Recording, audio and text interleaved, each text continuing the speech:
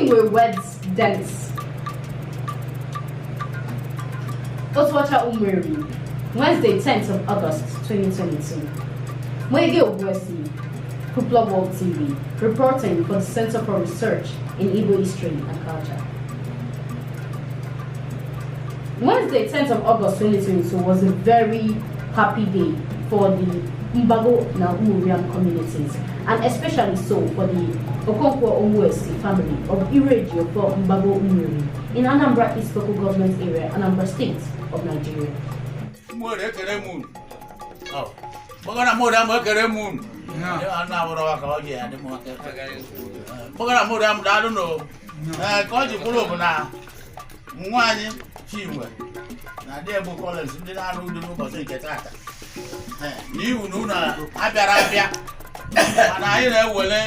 The occasion was the wedding of Ireji of Mbago Umueri's daughter, CHINWE and her groom, Mr. Dennis Cordes, in accordance with ancient Igbo customary and traditional marriage rites, in a ceremony that was remarkable for the refreshing simplicity and for busting the myth that Igbo traditional weddings are of a necessity, loud and ostentatious.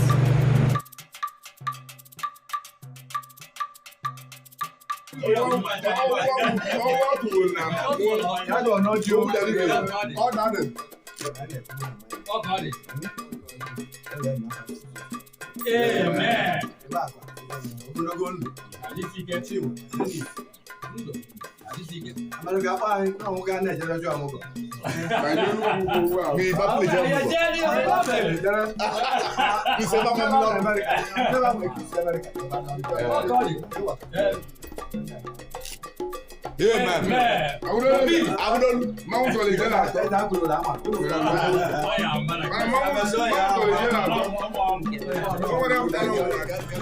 This simple wedding under Igbo customs and traditions showed that it is possible to have an entirely valid nuptial ceremony that does not need to tear the pockets of the couple or their family, friends, or the community. Clearly, as far as the traditional Igbo wedding is concerned, ostentation is a choice. The Ijeoko ceremony, which represents the final essential step in bringing a bride and her groom together as a conjugal couple, took place in the home of former Umueri President General and Ireji of Mbago Elder, Chief Pius Okonkwo at Otuocha Umueri. The traditional rites of marriage took place under the chairmanship of the oldest man in the Ireji for extended family of Mbago Umueri, Elder Michael Emeka, Teacher Emeka, ably assisted by other elders, among whom were Chief Obadile, Uyamadi, and Ireji for Elder, and Umueri PG Emeritus, Chief Pius Okonkwo. Others were Mr. Charles Okonkwo and Mr. Centenary Okonkwo, who was the spokesman for the party. One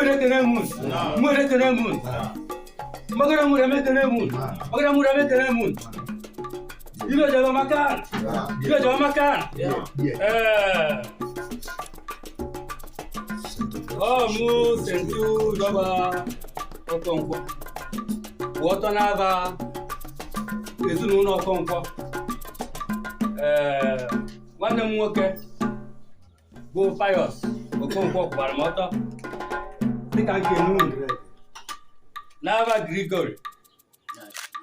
Now, good Ekita, and the Okonkwo. So, if I be alta, go Ego wine, go CHINWE John Albato Okonkwo. Nyaka na metan ife di nisie pasai nu di na munye nyaka na metan mo ro no ku ya mama yu chichie ba cha ina kai na metan so no nya ka nji ege na kia ke o ke mbago na mo ya nya di en Center for Research in Igbo History and Culture, we are witnessing the The youths were not left out. Among those present were Mr. Ajana Udekwe,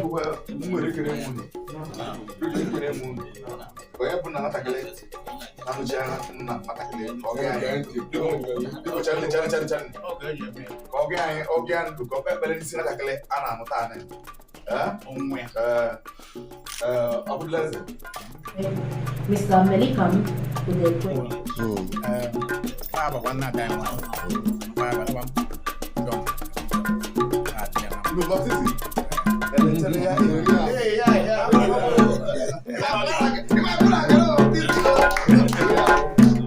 Mr. Neve Chukwemeka and Mr. Ejimobo.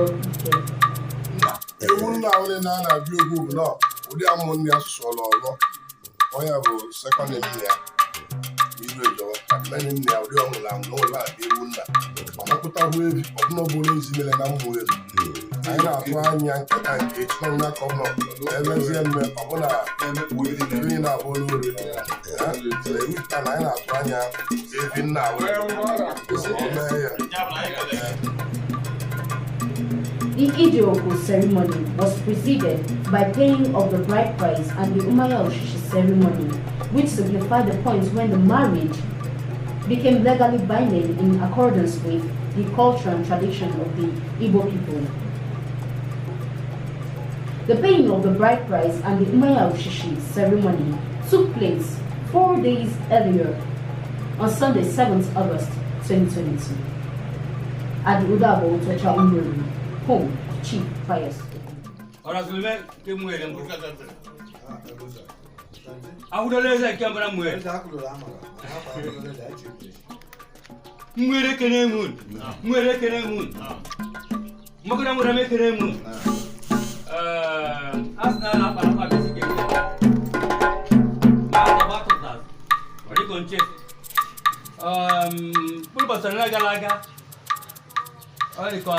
Assist of this month. I used to go tell Maka Daiwan, CHINWE, John, Alberto Conco, Nejo, Tanewa.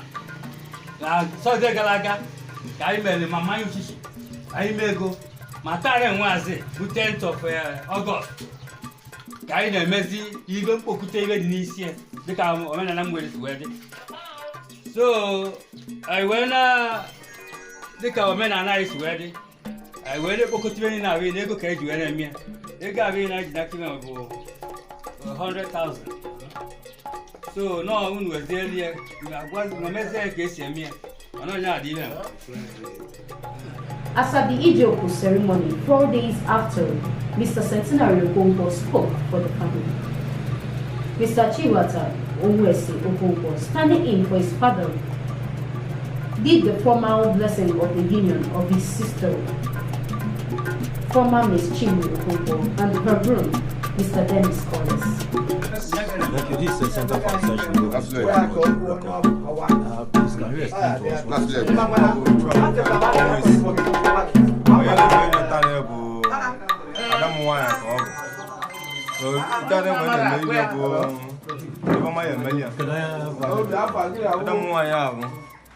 CHINWE. I don't want to have CHINWE. Then I'm bound for a time. CHINWE Congo. I'm bound for a time. Now, Tanya, one about when they go my million. Then I did, I'm seeing now, I'm walking on wine. Now I'm good, man. You open a way, I'll do it in a galeva. You open a water like a galeva. Why I can't ask one about time.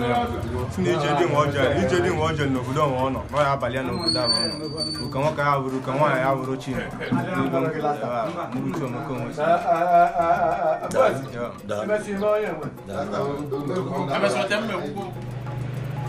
Other members of the family also spoke in support of the union and poured blessings upon their sister CHINWE and her husband Dennis Collins, who were not able to make it at the ceremony in person due to unforeseen circumstances. The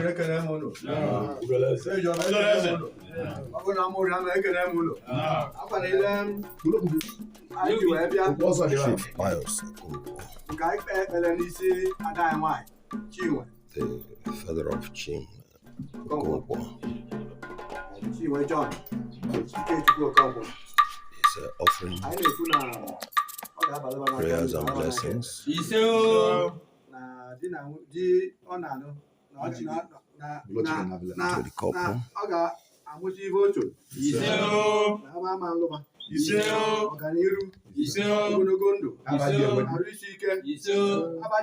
Mr. Dennis Collins. England. You are a US woman.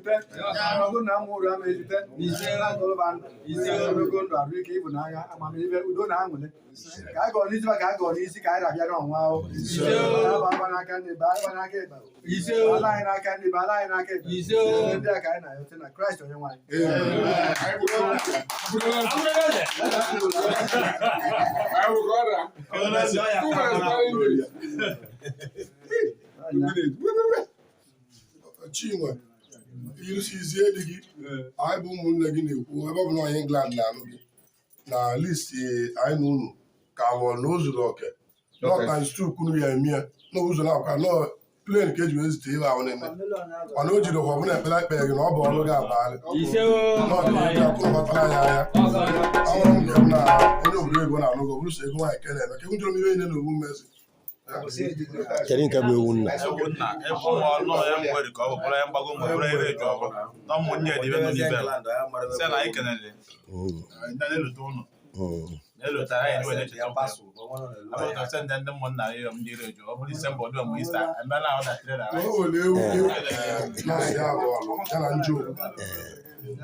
Mba, nna kedu ihe ezi ada anyị nwaanyị ahụ?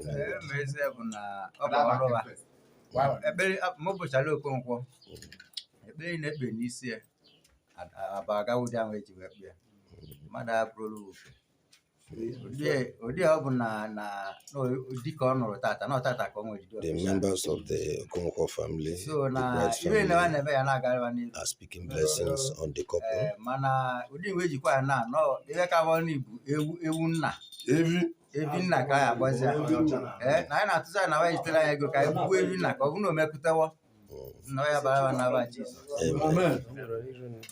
Mụwa bụ centenary Okonkwo. Abụ m centenary Okonkwo. Ada m nwaanyị bụ onye na-eme ibe taa. Ekpere m bụ ogologo ndụ gara isi ike. Ife nne ya mere nna ya mee ka ọ na-eme. Ya bụ na ọ ya wụrịa n'aka ma ọ ya wụrịa n'aka ya na di ya bụ enyi na-ebi n'udo na-ebi n'ọṅụ. Chukwu ya gozi ibe nyebe nwoke nyebe nwaanyị nyebe ife anyị eji wee zụọ ụmụ vasụsụ ụmụ vasụkwu obe onye ya bụ na ndụ na-atọ ụtọ. So na anyị na-ekwusị na nke bọrọ abọlụ na-eme na tupu a na-asụ obi izu ụka akpụtara anyị eri wee metụpụ ihe dị n'ime ya. Ihe anyị maara bụ na ba agarago Chineke nọnyere ebe n'aha Jizọs. Kedu onye ga-ebi aka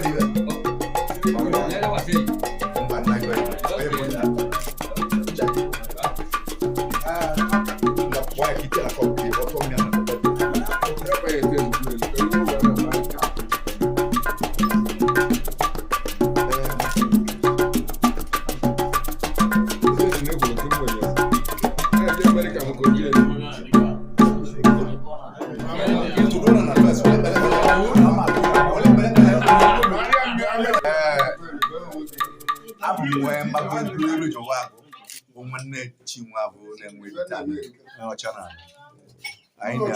ndị abụ nna anyị ndị nna anyị kọ ebe ọma ya emeli ya gbonuke okonkwo nwanyị tụrụ ya aga m n'iru ya bụ nkebe ọ ya mụ izu oke mụ izu oyi so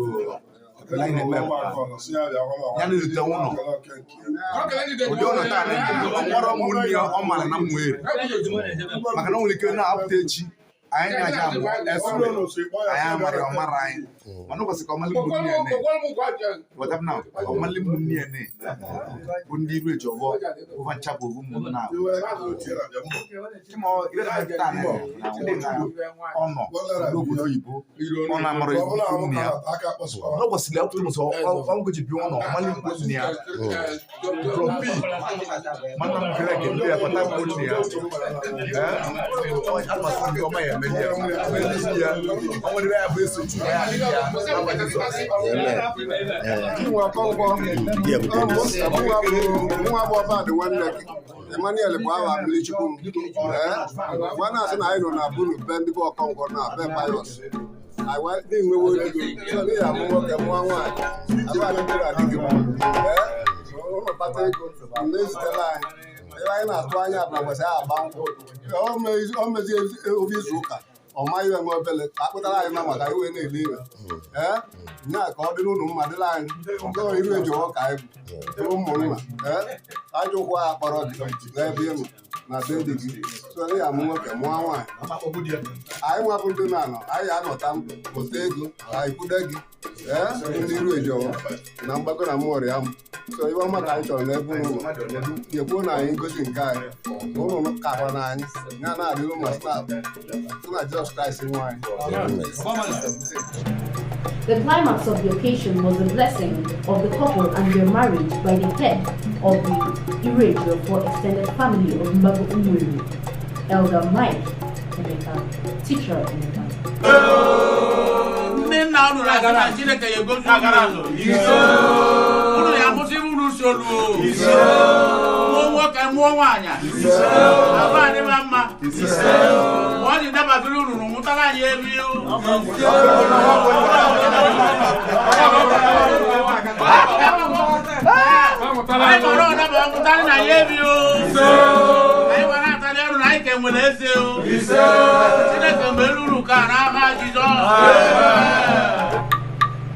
We here at Otuocha TV are looking forward to the white wedding in London, England, and we promise to make sure that you do not miss any moment of the happy occasion. Remain with us. Bye. Umueri Otuocha TV, reporting for the Center for Research in Igbo History and Culture.